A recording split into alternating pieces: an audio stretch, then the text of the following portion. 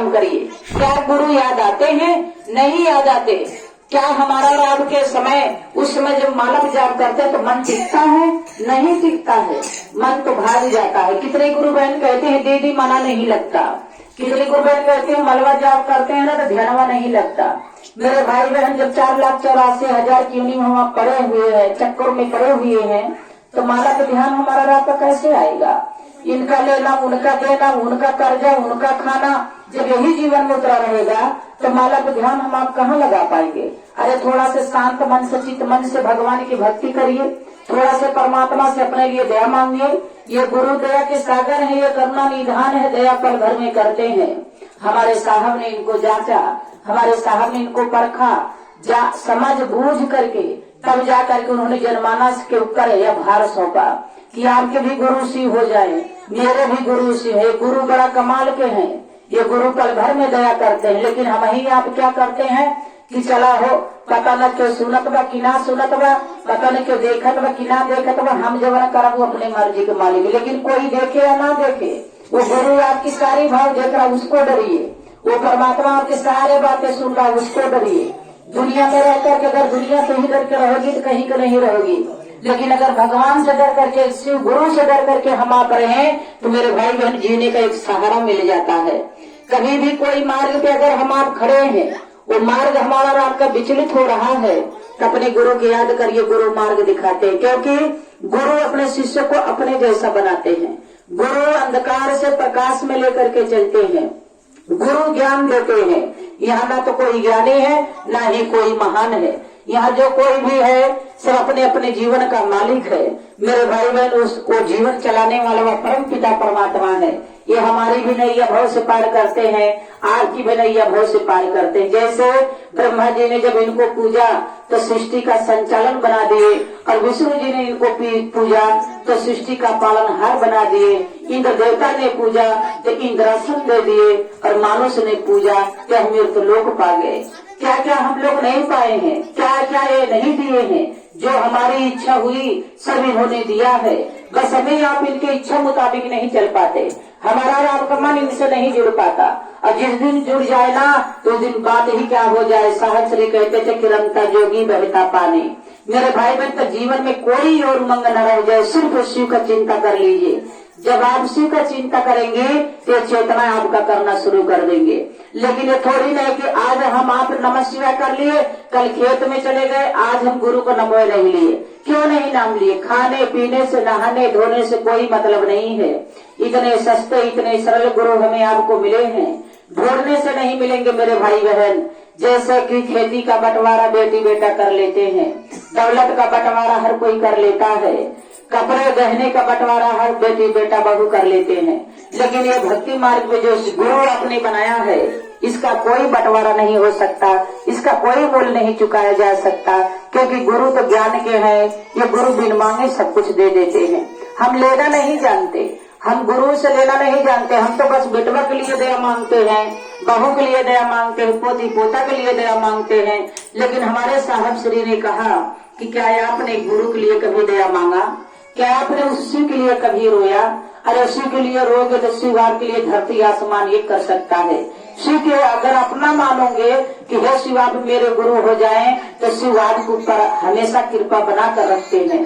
हम तो धन दौलत के चक्कर में रहते हैं, बेटी बेटा के लोभ में रहते। ये मानुष का जीवन जो मिला है ये माया रूपी है मेरे भाई बहन।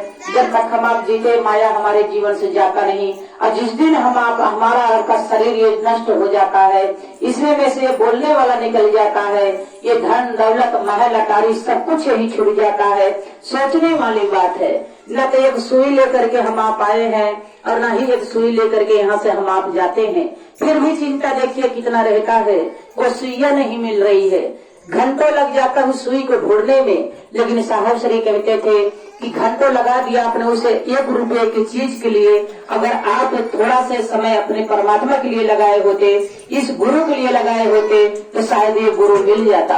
आज संसार में चाहे कोई बड़ा हो या छोटा हो, या कोई गरीब हो या कोई भिखारी हो, ये गुरु को जिसने भी सुमरा है, जिसने भी गुरु को तन मन से जाना है, परखा है, समझा है, उसके ऊपर गुरु की असीम कृपादर्शी है।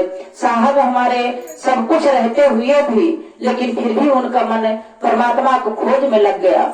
चमत्कार सीखने के चक्कर में उन्होंने सारे लोगों को गुरु बनाया। 12 लोगों को गुरु बना करके कोई साधु को गुरु बनाए, अघोरी की गुरु बनाए, भूतों को भी गुरु। साहिब श्री कहते थे कि मैंने भूत को भी गुरु बनाया था। कोई मांस मांगता, कोई दारू मांगता, लेकिन थक हार करके निराश हो करके हमारे साहब ने शिव को गुरु बनाया और शिव से जो कुछ भी मांगा वो गुरु देते चले गए। साहब को लगा ये तो कमाल का गुरु है, जब मेरे ऊपर दया कर सकता है तो दूसरों के ऊपर भी दया कर सकता है।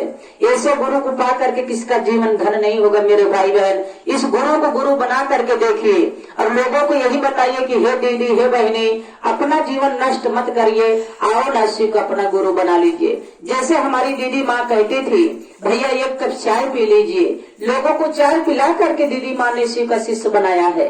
साहब इंतजार करते कोई व्यक्ति मिले तो उसको चाय पिलाया जाए और शिव का गप किया जाए। हमारे अंदर कब ये चाह उठेगी, हमारे अंदर कब ये ललक उठेगा कि हम भी इंतजार करें कोई गुरु बहन आए, कोई गुरु भाई आए, उसको एक कप चाय पिला करके उसका हाल चाल पूछ करके अपने गुरु के नामों से उसके नाम को जोड़ा जाए, उसको शिव का शिष्य बनाया जाए। कब हमारे राम के अंदर ये भाव जगेगा। शाहपुर के लोग अभी भी सोए हुए हैं, जो कि यहाँ कितनी बार मैं आ जा चुकी हूँ, लेकिन अभी भी यहाँ के गुरु बहने के अंदर वो भाव नहीं जग रहा है। और साहब श्री कहते थे कि आप अपने गुरु दक्षिणा में देने के लिए एक लोगों का शिव का शिष्य बना दीजिए, वही सबसे बड़ा गुरु दक्षिणा है। ये गुरु मांगते नहीं है आपसे, ये गुरु तो देते हैं, हमें हर पल देते हैं।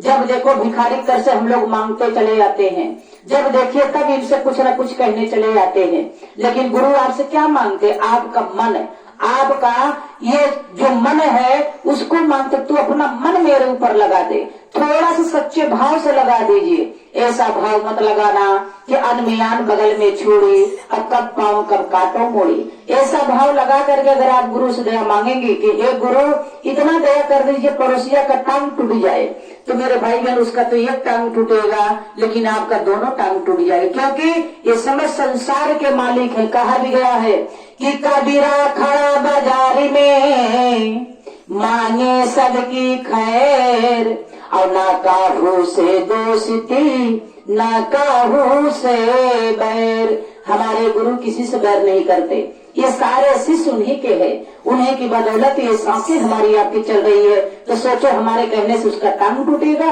नहीं, ये ज्ञान के गुरु है। आपके अंदर का अहंकार नष्ट करते हैं, आपके अंदर का लोभ नष्ट करते हैं, आपके अंदर का मोह नष्ट करते हैं, आपके अंदर का वह बुराई नष्ट करते हैं। सिर्फ नमः शिवाय करके देखिए, सब आपको अपना जैसा लगने लगेगा।